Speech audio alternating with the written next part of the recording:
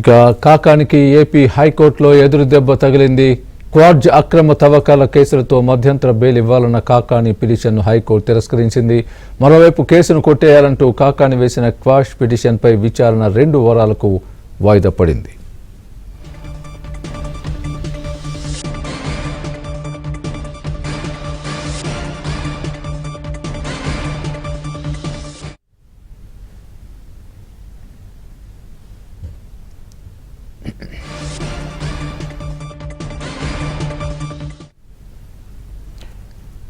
మాజీ మంత్రి కాకానికి ఏపీ హైకోర్టులో ఎదురు దెబ్బ తగిలింది. క్వార్జ్ అక్రమ తవ్వకాల కేసులతో మధ్యంతర బెయిల్ ఇవ్వాలన్న కాకాని పిటిషన్ను హైకోర్టు తిరస్కరించింది.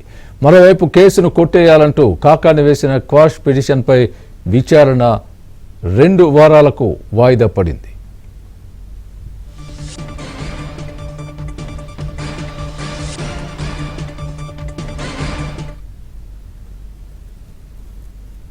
ఇదే అంశానికి సంబంధించి పూర్తి అప్డేట్ మా ఏపీ బ్యూరో చీఫ్ రామారావు చెప్తారు. రామారావు, చెప్పండి, ఏంటి కాకాని గోవర్ధన్ రెడ్డికి సంబంధించి క్వాష్ పిటిషన్కు సంబంధించి హైకోర్టులో ఎలాంటి వాదోపవాదాలు జరిగాయి? దీనికి సంబంధించి పూర్తి అప్డేట్ ఇవ్వండి. స్వామి, మాజీ మంత్రి కాకాని గోవర్ధన్ రెడ్డికి హైకోర్టులో షాక్ కొట్టింది.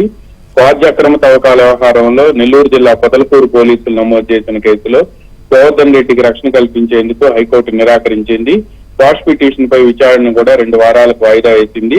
అయితే ఈ కేసుతో తనకు ఎటువంటి సంబంధం లేదని, అందువల్ల ఆయనకు ఈ కేసును కొట్టివేయాలి అంటూ కూడా ఆయన తరపు న్యాయవాదులు హైకోర్టులో వాదనలు వినిపించారు. అయితే క్వార్జ్ అక్రమ తవ్వకాలకు సంబంధించి విచారించేందుకు ఇప్పటికి 3 సార్లు నోటీసులు ఇచ్చినప్పటికీ కూడా కాకాని గోవర్ధన్ రెడ్డి హాజరు కాలేదని, ఆయన అనుచరులు ఇద్దరు కలిసి క్వార్జ్ అక్రమ తవ్వకాలు చేశారని, ప్రభుత్వ అనుమతులు లేకుండానే ఈ తవ్వకాలు జరిగాయని, ఈ తవ్వకాల వెనుకంతా కూడా కాకాని గోవర్ధన్ రెడ్డి ఉన్నారని, ఆయన అప్పుడు మంత్రిగా కూడా ఉన్నారు అని చెప్పి కూడా ప్రాసిక్యూషన్ తరఫున వాదనలు వినిపించారు.